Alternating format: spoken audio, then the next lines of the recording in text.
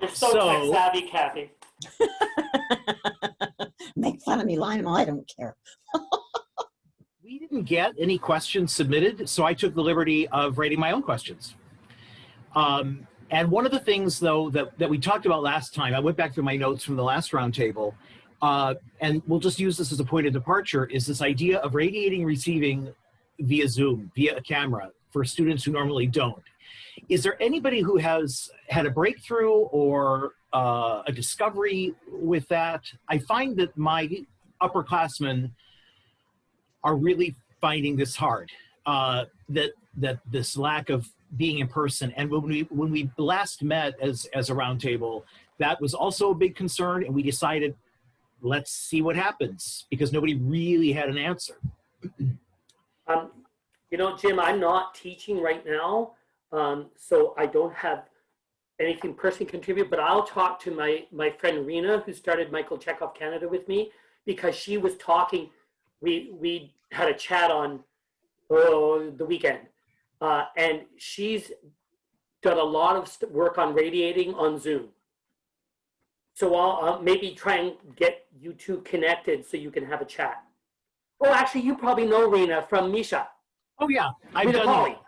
Right. I've done scenes with her. I'll talk to Rena. Yeah. Let me get my pad. I think that what we have been able to achieve is a strong.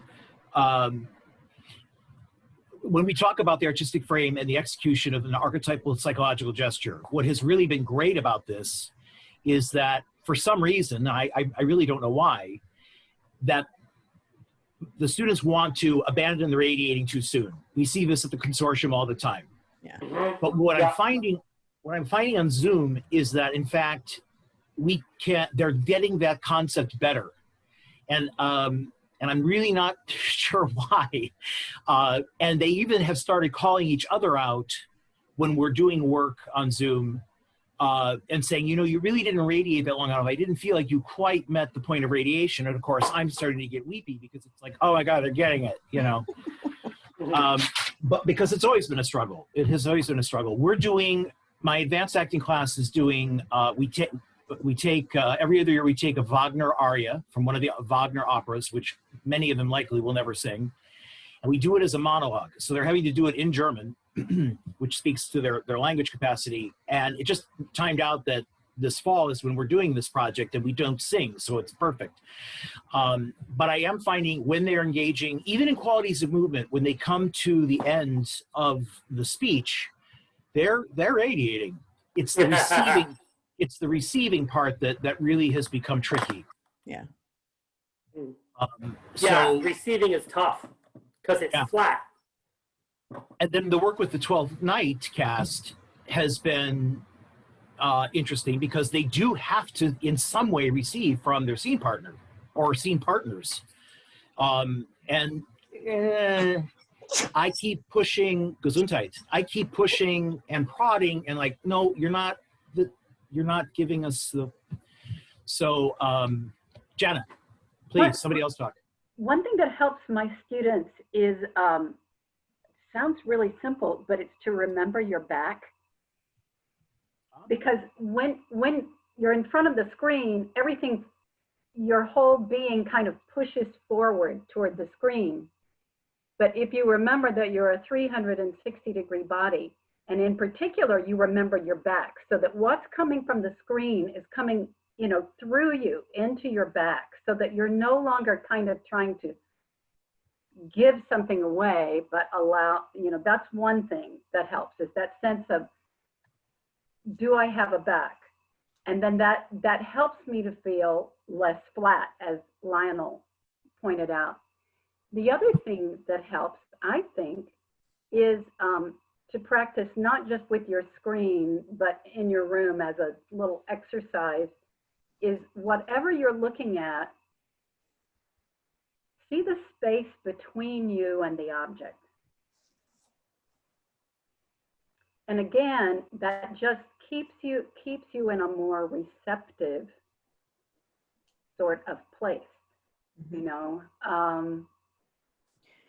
This is a Laban thing, but the whole idea of kinesphere of the idea that I have a personal reach space and it goes all the way around me. I think a lot of times when our whole focus is this direction, where we feel like we're pushing into the screen, it doesn't allow for receptivity. So softening the front and sensing my back helps me to feel more receptive, more give and take, less just push, push, push toward the screen.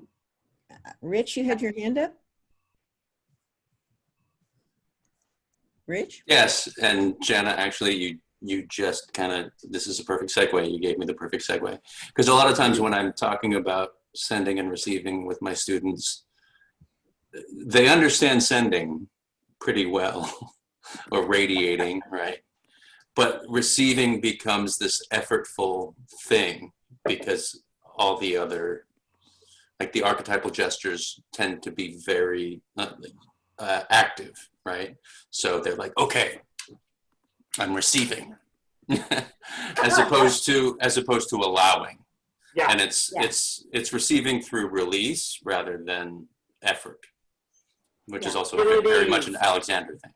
You know, something that Melissa Owens, excuse me, said in one of our very first classes that we offered this past summer, one of the first things she said about receiving was close to what you were talking about, Janet. And she talked about being in the center of the room, whatever space you were in. And this was a first step in learning how to radiate and receive everything that was in the room. And we do it, Lionel does it in walking exercises. Well, I guess we all do. And when we teach them is that we fixate on one spot in the room and we receive that spot. And then we move to another spot in the room and we receive that. Or you can take the object, as Jana said, until your body, it's about training the body, especially in these Zoom sessions, to take in what is there, to receive whatever you are being given in that space, and then you can send it out again. But on Zoom, it's really hard. I've gotten a number of emails over the past, I don't know, 2-3 weeks with people questioning, how can I do radiating and receiving? So I think, Jim, you're right. It's a constant with Zoom right now with teachers. I forgot to mention the most important thing that has helped the students, though, is when Lionel talks about concentration, and it's that concentration is a pull. And so that has resonated very strongly, more than it did in a classroom ever. You know, that we use the idea that there is the Hershey's Kiss over on, you know, behind my laptop, and there's that pull towards. But like what Jana said is really important, Rich, too, that we want to pull without effort. We have to work with a feeling of ease. So the concentration aspect is helping. Yeah, Okay. even though you feel the pull, you also still want to feel that you have a back. You know? Yeah. The And radiation really- actually needs to start in the back space, Yay! right? I remember, I think it was Leonard Petit, and I don't know if I'm going to try and set so you can see. He used to have us step into the back space, gather the radiation, and send it out. Lovely. He also, Leonard also, when he teaches atmosphere, talks about the concept of what I call the harmonica, where the receiving goes in, has to go through you into the backspace. But it's specific to atmosphere, but we're also finding that works. Hi, Melinda. Hello. Melinda? Hi, Melinda. Hi. Melinda, Hey, Joe. Hi. Melinda, we Lionel, started happy. we started a little bit early. So your timing is perfect. We're talking about radiating and receiving and the challenges that holds for us on Zoom. I have a question. Has anyone ever used just your Actors Ideal Center more, or your heart center for helping you locate, receive, or giving you some kind of a place, for lack of another word, to start receiving? I do that all the time. Yeah. In crossing the threshold and then finding ideal center and allowing it to radiate. It's No, but I really- mean, but right. receiving, Lionel, like, so as if sorry. you have, So if you had like a little door on your Actors Ideal Center opening to receive. I love the image. Yeah. Yeah. Yeah. Or Because I was doing endowing the room, just warm up stuff, and I opened my door and I came up with this image of concentric circles of radiating energy going in all those directions, but my vision of it was that it was like a big snake or something. It was very coily, but anyway, but it was coming from here to fill that, but coming in as well. Yeah. Cool. Anything else on that? That was great. Hold on one second. If we are, as Chekhov practitioners, we are, of course, reminded constantly to mind the four brothers. And the feeling of the whole, the feeling of entirety has been even more so the receiving a major topic. What it has done in my world is helped explain that concept to the students, because they I think they had a vague understanding of what ensemble meant, but now that they can't be in a room together, they really understand what that means in terms of a sensation, particularly just walking into the room and being together and being able to do staccato legato, which does not work online, by the way. What a mess. Or at least as an ensemble, it was a mess, and so everybody's, and they're trying to watch the screen. I don't know if any of you tried it. It really doesn't work. So don't bother if you haven't. But doing it as an individual does work. That is true, right? It's just not the same. And they were really, the advanced class was really crushed by this. They were like, we didn't realize that we were going to miss this part of what we do, just in terms of getting ready. So is there any, does anybody have anything that they've been tinkering with in terms of feeling of the entirety or feeling of the whole? I will offer one thing. I'm kind of in a different, I got to choose my delivery for my class, and I'm doing hybrid. So I have my acting students, I'm teaching Michael Chekhov for acting too. So it's like my favorite thing to teach. Unfortunately, I'm not teaching the same thing next semester, but it's really been great. So I have them 1 day a week. So of course, when I asked them to do a midterm survey, the thing that they said is Zoom, everyone has Zoom fatigue and it's not quite the same. But we were able to learn the form on Zoom I had them watch the GLMCC video with me coaching, and that was good. And then we were able to bring it all together, and we still do it to open class even if we're remote. And it's not the same, but at least we are trying to attempt to reach what we have when we're in person. And in their own practice, I think it's important that they do it on their own. But I'm in a different situation. But the biggest feedback is everyone hates Zoom, and I don't blame them. It's it's not quite the same thing. But I would have to say, though, I do think that you can achieve the feeling of the whole through Zoom. I think you can.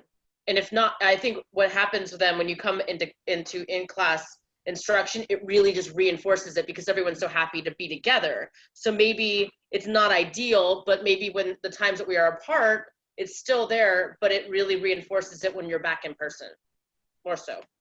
It really is a positive negative in the sense that they are learning the absence of the fourth brother to better understand it when they come back. Yeah. But it is something, and the reason I put this on the list is because we talk about it every class. Particularly the beginning class is still, they're still trying to figure all this out. But the advanced class, we talk about it every single time we meet, and in some way or another. And Jim, are you online? Totally online.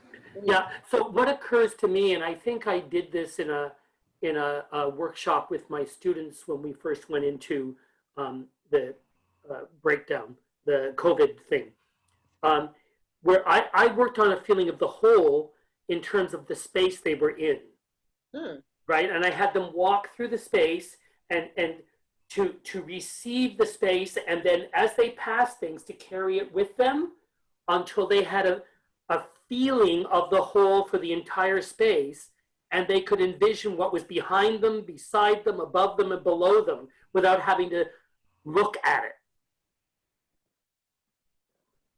I do something similar, Lionel, in that I have students walk around the room because I'm all online, and they see an object in the space and they take the shape of that object into their body. Ooh. And then they go walk around, they see another object anywhere in the space, and they create that shape, however they want to create that shape.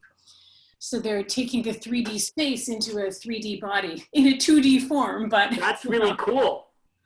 yeah, it worked well. Going in and out because my kids are taking a bath and screaming, and it's I don't know if someone has said this, but I want to say though that the idea that I've had of the feeling of the whole is kind of transcended that kind of like you're in your space and you're in your space. That's you're fine. in your space and you're in your space and everything. Because what I found for my students is that the shared experience of what they're going through has kind of created the feeling of the whole. The idea that we're all kind of going through this together and the uncertainty of what life looks like right now. And everybody's kind of embraced that and said, absolutely. That is one thing we can all say that we are feeling right now. And so having that shared feeling is kind of what Jim was saying, or I think maybe it was Jim, of coming back into the space, or maybe it was Nikki, coming back into the space going like, we did this separately, but we did this together. So that's kind of been the new understanding for me, at least, of what the feeling of the whole is. I often say to students, work alone together, so that you're working by yourself, but you're all up there together. Hey, Hi, Melissa. Melissa joined us. Hi, Melissa. If I could go slightly off topic, I forgot to say something earlier on. You may know that the University of Windsor has Deirdre Hurst to Praise Michael Chekhov archives. We are launching the digital version on the 12th of December at 2 o'clock Eastern Time. And if you want to attend, it will be free. And when you want to access the archives, they will be free. And you can access them from anywhere in the world. How do we get that information? Pardon me? That's astounding. How do we get that information? You know what? Once we have the link, I will put it on the Facebook page, and maybe get you or Kathy, whoever has the mailing list, to send it out to everyone. I'll be happy to do that. But you know, Lionel Jess from Misha advertised this 2 days ago. Yes, she did. And invited people to join. Now, did she have a link? Well, no. I think what her invitation was to all of the Chekhov organizations, studios, theaters, groups, to for one person from the group to choose something from the archive to videotape and submit. Because what's going to happen is we're going to receive all these videos, and then we're going to choose 5, and one of my students is going to make a video, and they're 90-second readings. Yeah. So it won't be long, and that will be shown at the event, and then also live on Misha's website and the Letty Library website here at the University of Windsor, and all the videos will be posted as well. And they will be in whatever language the person wants to say it in, and anyone who's doing it will get a preview link so they can go in and look at what's up there so far. But this has been a project, oh my God, it started, I think, in early 2000s. And I was able to use work-study students here at the U to actually upload them 1 page at a time over a number of years. I think it's probably 12, 13 years. And so this is a really exciting thing, especially for those of you who do research, but also just to find out things that aren't in any of the books. Yeah. Give us the date one more time. December 12th. Oh, I'll put it, here it is in the chat. December 12th from 2 till 3:30 Eastern Time. I didn't put EST there. You know, that brings up something that was on, that Ann Tromna sent out earlier this week, wondering if anybody had a video of the archetypal actions. Oh, yes. Owens is going to join us. And we have the kata, we have the PGs, but we don't have the archetypal actions. So I think that's one of the things I want to put on our list for the summer, or at least the next time. Oh, here's Anne. Next time we get to meet in person, that would be another one that we should have our group create and put out there for our members, our participants to use. We have Melissa and Hi, Melissa. Hi, Anne. Anne. Hi. Yeah. There's Melissa. I tried to phone you today, Melissa, and it wouldn't go through. I don't know what was wrong with my phone line, but I'll Me? try again tomorrow. Yeah. You try to call me? No, I tried to Melissa. Oh, sorry. Melissa Yeah, Owens. Melissa Owens. Oh, Two Melissas. makes more sense. Yes, there we go. Okay, Jim, back to you. So we for those of you who just tuned in, we started the roundtable a little bit early, but we are recording. We're only about maybe 10 minutes into our discussion. The first point, just to bring you up to speed, was the concept of radiating and receiving via Zoom. And then we were talking, what was the second point? We were talking about the feeling of the whole in entirety and how that's been challenging. So we're only 2 questions in. Our next item is, well, here's the thing. Like I said, I don't mean to hijack the conversation. So if somebody has a topic or a question that they want to pose, please jump in. I'm just drawing from my own teaching experience so far this semester. The one thing that they, other than not being together, that they lament the most is ball throwing. Every single class, I'm not kidding. It's like, why can't we figure out a way to do this? And we've tried a couple of things, throwing balls into my living room past my laptop, and you catch it. It's stupid. It didn't work, but we tried. So in terms of throwing sticks and balls, because we always throw sticks on the lawn of the president's house around this time of year, so which is always a photo op for the university. But so is there anyone who has done anything with balls and sticks, or this? I suppose this goes back to radiating and receiving. This is Jennifer Nikki? Tuttle's idea, and it worked. I will be honest, we did this at the beginning of the semester. I would be fun to bring it back in because we're really just doing a lot of stuff this semester. Jen had that idea of you can use snaps in order to radiate, right. and it actually works. And then the students just loved it when we were in person, that we could actually do it in person. But what I did is one day that I had them in class, I devoted 10 minutes to the end of the class. We're going to be doing this exercise on Tuesday. Let me show you the forms of them. And I showed them the forms. They kind of looked a lot like a mix of an underhand toss. And it was simply, we did the form, and you had to hold the form. But at the end of it, you had to snap and say someone's name. So in Zoom, it is a little difficult. You'd have to have the thought before you send it. Like, I was trying to get to the point where halfway through, they'd be like, David, and just look at whoever was in the screen. But it was achievable. It wasn't ideal, but it was achievable. And then once they knew the form, we did it on Zoom one day. Then we brought it back into the space. Everyone was like really riffing and jiving because we'd already tried putting it together remotely. So I do think it works. And Nikki, you could do zip zap zop except say names. Yeah. Nikki, and then you have to hold that form. Right. You could do that. I just did it. I wanted it more full bodied. Like very. That's why we set the forms. I make them lunge when they do zip zap zop. Oh, that's good. Yeah. So it is achievable. It's not ideal though. But Nikki? Jen, you might ask Jen Tuttle because it was her idea that she brought over the summer that I worked with. When you, I remember that, yeah. my question is when you're sending, you snap. Does the receiver snap also? Yeah. Let me see if I can remember. That's really a good idea, David, They though. have to reach up and take it, and they don't. I don't think that. Yeah, I do. They did snap as part of the receiving. Yeah, They makes sense. the backspace. So it was achievable. It just takes a lot of concentration, which is a great thing for them to learn about, given that that's a checkoff tenant.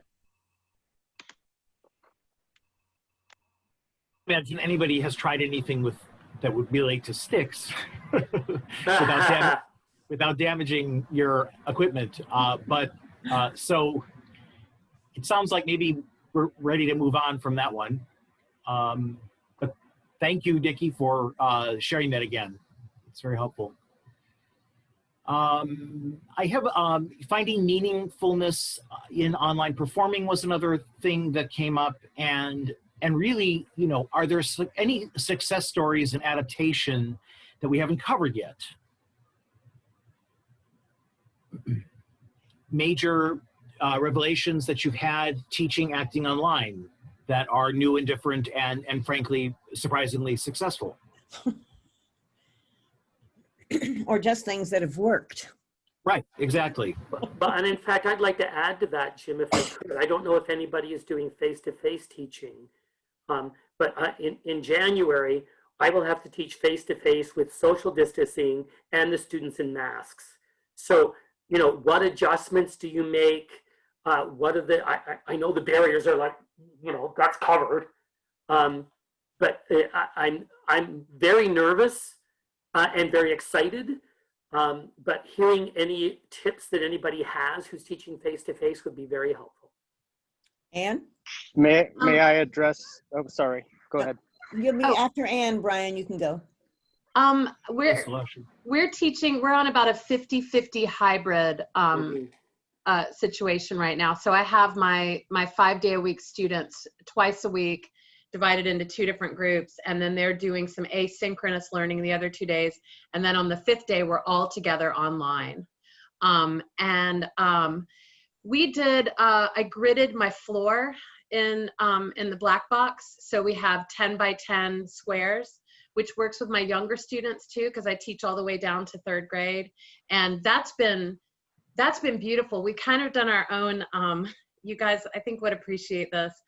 The palace with 8-year-olds just decorating their own little square as whatever theme we do it in, and it's beautiful. And they've taken to, I think what you'll find, Lionel, is that people are so eager to be in the same space together that I've found like a wellspring of eagerness and desire to just create with the imagination off screen, you know?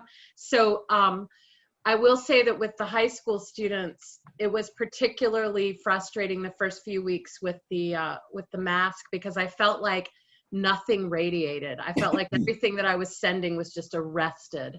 And I think embracing a feeling of ease and embracing the feeling of the whole started to take over. And now I'm finding that we are able to explore internally in a lot deeper way. The kids are having to turn inward. So when we do center work, there's a lot more resonance I'm finding with them. There's a readiness. And also with gesture work, they're not relying on the face to live the quality, right? That's good. So that's been really lovely. The one thing that we do is that I have them socially distanced across the room, seated, and then if one student wants to work, I've got about a 25-foot space where somebody can go on their own, work a monologue, and with permission of the group, take the mask off for a little while. And those are few and far between opportunities. We stay masked most of the time, but I find that if there is the opportunity for, from time to time, that reward, that's also a really nice thing. But I will say, and I don't want to dominate the conversation, I will say I've been very pleased with how eager they are to get into their bodies and how eager they are to really embark on imaging. And so that's, I don't know if those are helpful, but it hasn't been all lost, you know. It's very helpful. Brian wanted to go, Jim. Brian, yeah, I mean, my advice is to change very little of what you do once you go back face to face. Okay. Frankly, the social distancing, obviously, we have to keep that in mind. Our practice is an embodied practice. The mask doesn't matter at the end of the day if they're fully engaged in the body. It's a test of the radiation. Yeah. I mean, I have found that my students have been far more embodied then they are typically simply because that we've inserted the obstacle of the mask. So it's like having a neutral mask. All of a sudden, the body Absolutely. speaks. Cool. Absolutely. I invested hundreds of dollars in clear masks. Don't. I put them away after 2 weeks. That's awesome. I've had this discussion with my students also. Brian, maybe you feel this way. It's strange because it's a joy to see them on camera because I can see their full face. But when we're in person, the mask is becoming part of their person. It's a weird 100%. It's a weird thing that's happening, and it's not weird at all. It's a weird thing mentally that's happening, but it's become, when I go out in public outside of my house and have my mask on, it becomes part of my identity in a weird way. And I think that the students are becoming more embodied, but it doesn't detract at all. The first 20 minutes in week 1 was weird. Yeah, totally. And then we got over it and we accepted it, and it's just part of what we're doing. Listen, Lusher, did you want to say something since you're also face to face? And Yeah, I don't mean to put you on the spot. No, I just wanted second, third, fourth, what's already been said. That it's actually a blessing, because I find I teach primarily at the sophomore level acting classes, and I find that one of my biggest challenges with that age or sort of stage, I guess, of training is getting actors really fully, truly in their bodies. And these stupid masks have been the best gift I could have ever asked for, because they don't have a choice, right? They have to be fully embodied in order to, do the work. We've also found that it has just taken the level of creativity off the charts, because we're doing scene work in person. And of course, in scenes, there are times when you need to have physical contact, be it a kiss or a slap or a choke or something like that. So they're finding these gorgeous, artistic, really creative sort of gesture things that kind of represent those physical connections that I exploited to the best possible, their fullest possible degree when I actually directed a production earlier this semester in person, Lord help us, 12 feet apart. And it was a musical that was pre-recorded, so they're all sort of silently lip syncing beneath their masks, right, to pre-recorded music. And I've actually found that it's just blown up the creativity of the entire theatrical process. So That's cool. There's a positive. Yeah. Well, I should just find a feeling of ease. Let you know, we had some new people come in. And Brett, hello, welcome. We started the roundtable a little bit early, so but we are recording. Yeah. Cool. I wanted to jump on what Melissa just said, that we just finished some scene work where a couple held hands at one point, and it's like, well, you're not going to touch, but what happens to your body when you hold hands, right? And so it really does force these younger actors to think about, like, well, what is the change that manifests in your body when you receive a positive physical touch with your lover or what have you.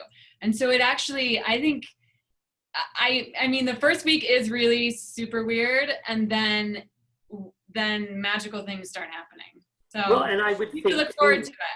I would think too that you could use your life body to make the contact. Yeah, I mean, right? Radiating, yeah.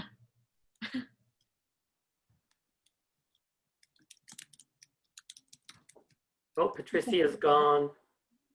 There we go. She has a show tomorrow that she's getting ready for. Yeah. Break a leg, or is she already gone? Okay. Yeah, she's gone. Yeah. Okay. Are there other things that you were discovering? This is actually extremely helpful. Knowing what is facing for those of us who are completely online this semester, knowing what is facing us next semester and some of the pitfalls or things to anticipate. So I want to thank you for that. Is there anything else that we need to know about how your semester is going? First of all, Melissa Lusher, what was the musical? I'm sad to say it was The Theory of Relativity. I was supposed to direct a little night music, but that would have been a little tricky with social distancing. So we switched it to a far lesser script, theory of relativity, which actually lended itself perfectly to the restrictions that we were under. So not Sondheim, unfortunately, but there you go. Sorry, that's a hard pill to swallow. Yeah, that was hard. I admit that was hard. I'm surprised people aren't doing things like Working the musical. That was and on our list for the Spoon spring. River Anthology. Mm-hmm. And there's a Canadian play called 10 Lost Years about the Depression, and it's monologues. So yeah, again, I'm opening up the floor to other things for us to be on the lookout for when we go back face to face. Knock on wood, we will go back face to face. Or any other questions that have come up that you want the roundtable to discuss? I have one from my students to go back to when we're dropping it in more. During their mid-term survey for me, they have the hardest issue with understanding life body. Mm-hmm. So I'm wondering if anyone has any advice on how to, I mean, we worked with it, but I'm trying to get them to understand that, but it might take time. It's a kind of surreal concept to teach to 20-year-olds. I'm finding that Leonard's new take on that, due to Joanna's distaste for life body, he's now using energy body, and that's been a game changer. Yeah. Okay. What he says is, imagine that inside your body is another body made of energy, the exact same size and shape as your body, and that you can send that energy arm out and follow it with your physical arm. And I think that's one of the first exercises actually into the actor. Okay, I'll look at that. I always looked at it as in opposition to the physical body. You know, so if you think, well, I have a physical body and then there's a body of energy underneath it. Mm-hmm. You know, I always tell my students that scientists have measured people with highly sensitive scales when someone passes away, right, and they actually get lighter. Mm-hmm. Right. So that energy body is actually, it's tangible too. Yeah. Well, and science has proven radiation and all that stuff. And I actually said that to my students, and one of my students said, "Oh, don't tell us that. Let us just be imaginary."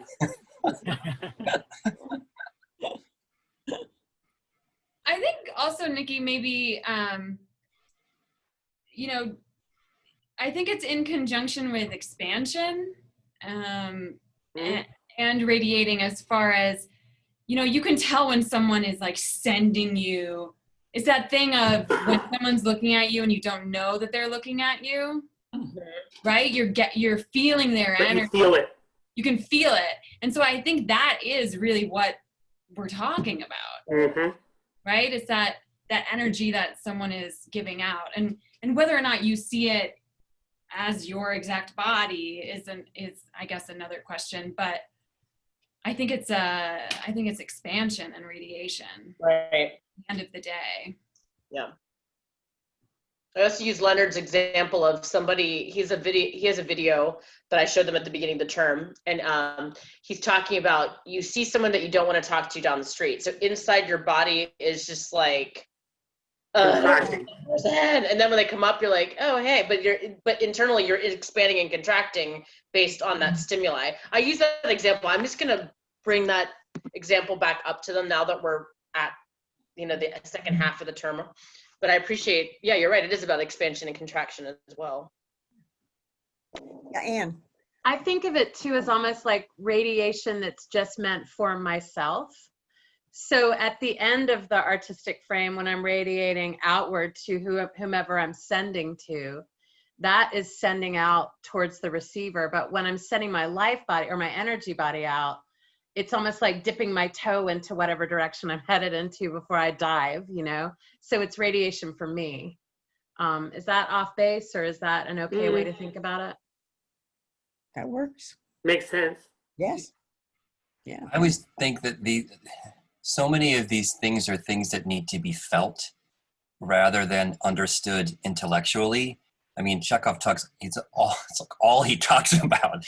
And I think sometimes as teachers, we want to describe it, and we use words and concepts and ideas, and then we clog up their mechanism with thoughts rather than saying, do this, and let them experience it and let them discover the life body, you know, as an example. You know what I'm saying? Like sometimes we can try to help them so much, but then we throw all these words and these ideas, and then they're not getting it. So we throw out more words and ideas, and we're trying to get to them in here. And then it's really clogged now. I don't know if that makes sense, but. Well, and one of the things I do when I just begin teaching energy body is I have them choose an object across the room and have them touch it with their energy body, and then begin to and once they touch it with their energy body, then the real arm extends, and then they actually physically go to it and touch it. So if giving them a concrete object to touch may help.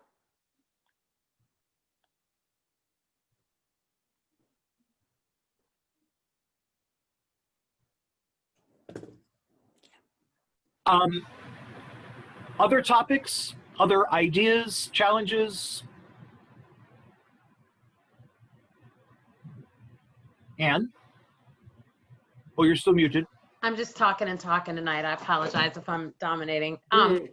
I'm finding with my younger students, with my high school students, who are people that y'all will all see in 4 or 5 years, right? So it's not too far away.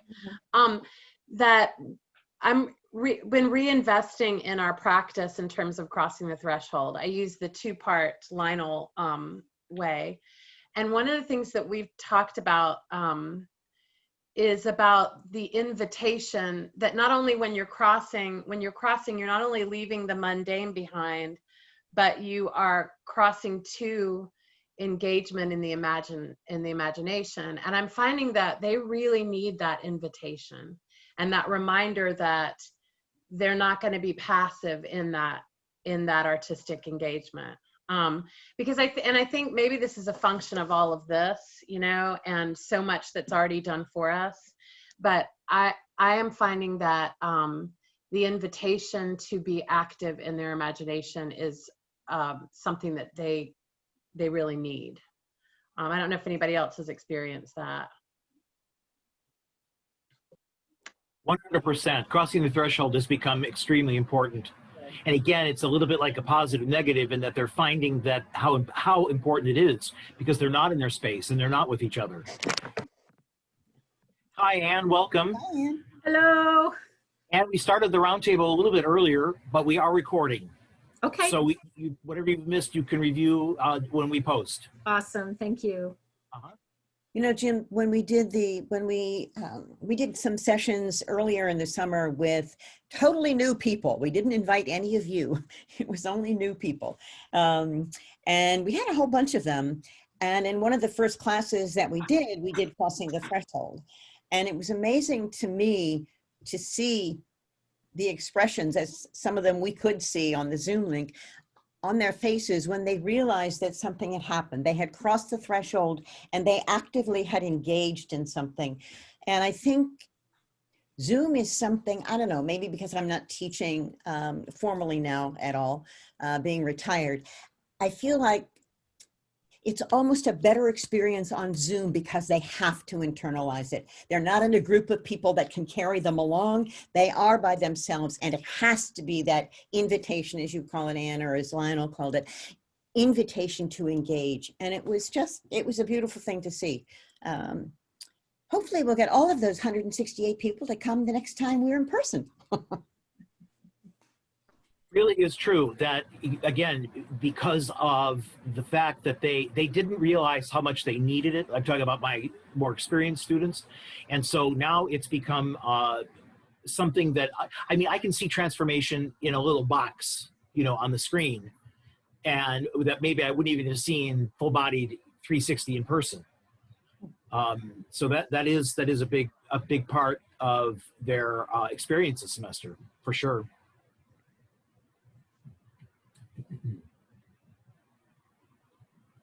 Let's see, do I have anything, other topics? I've exhausted my list of ideas of things to discuss. I will say that one of the things that's helped shake things up a little bit are the videos. Like Nikki said, you're using them, and it's great because you can kind of talk along or pause it and say, okay, this is what they mean, this is what they're doing, or, you know, just to clarify. That's what I do. I'll pause it, like when, but basically, I don't think you were my guinea pig. It was your PG and staccato legato. So I can pause it, and sometimes I'll be like, let's try this now, and then we'll come back to the video. But it's great to have Lionel's form there because it's easier when you're first teaching it that they can see him. It's easier than me in my kitchen. So I thought the videos are very useful for that. They have been very helpful just for a change, so that it's not just me, you know, for an hour and a half. And so they have been helpful. So I do believe, Kathy, you're right. We should get an archetypal action session up and running, and maybe even some follow-ups. You know, Melissa Owens, your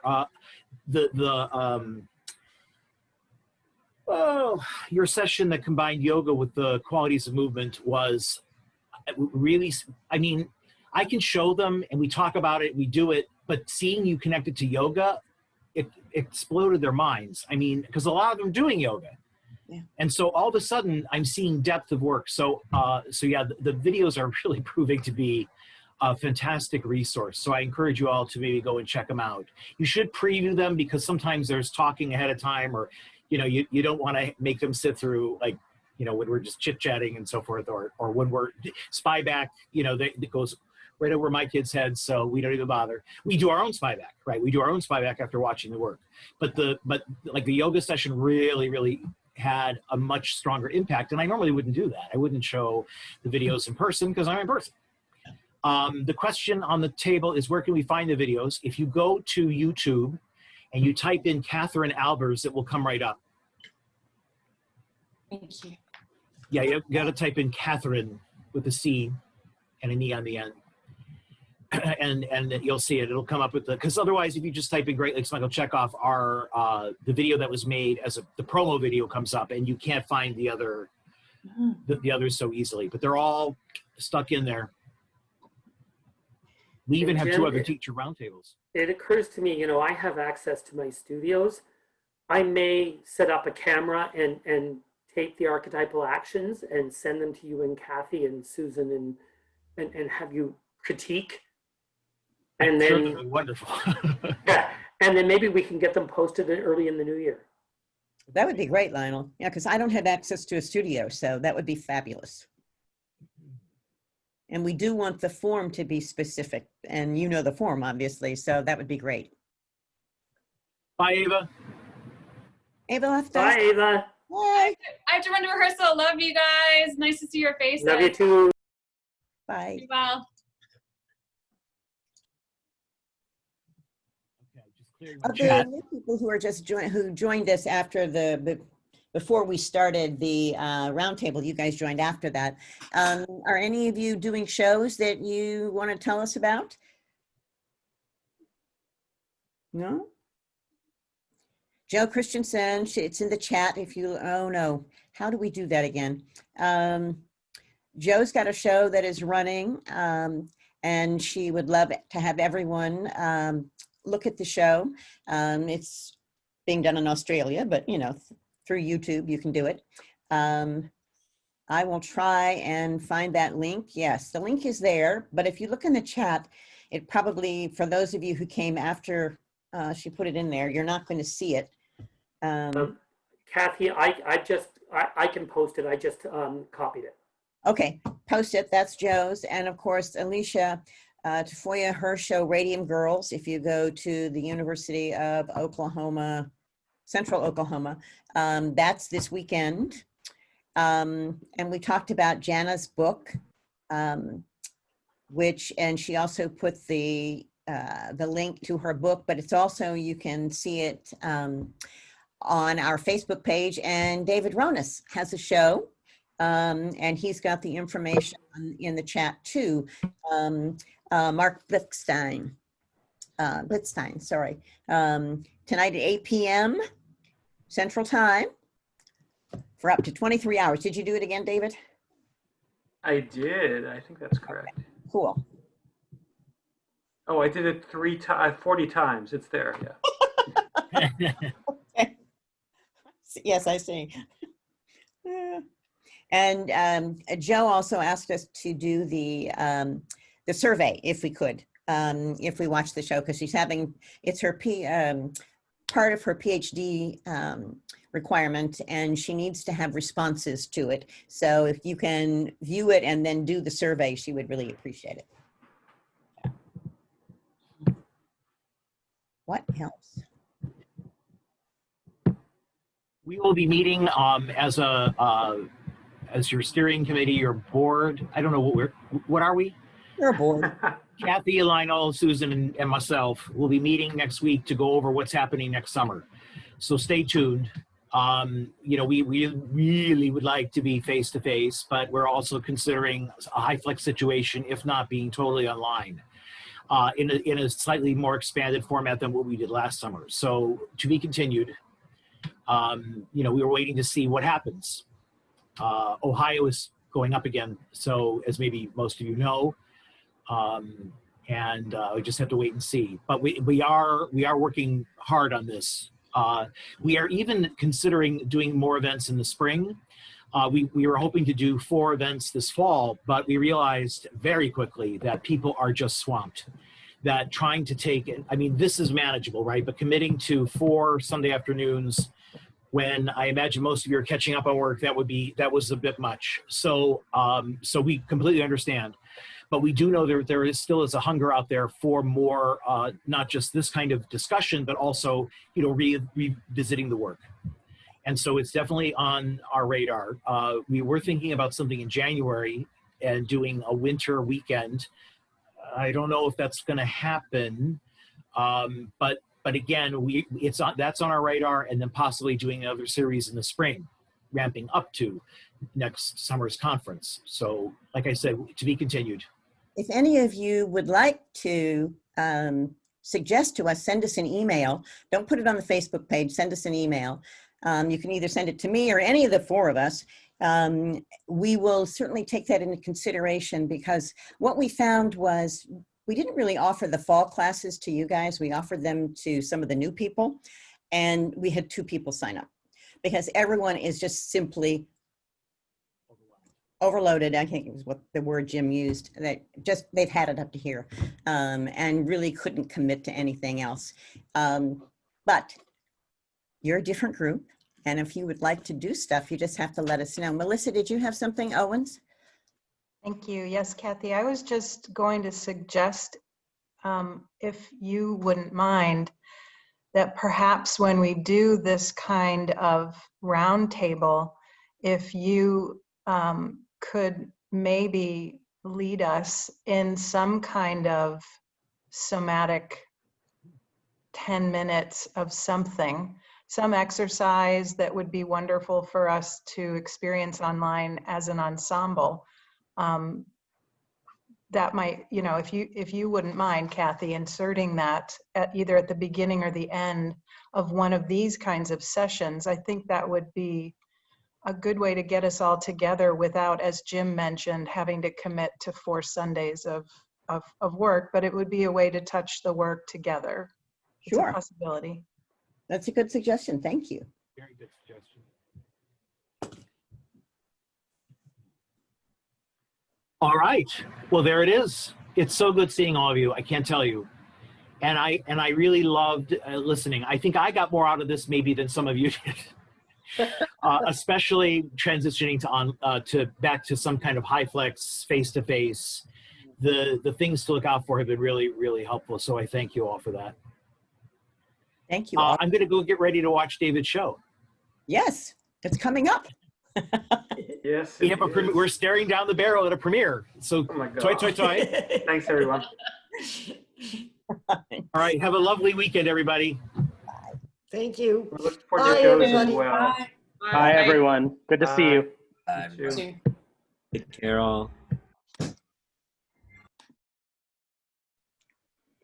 you want to stop recording?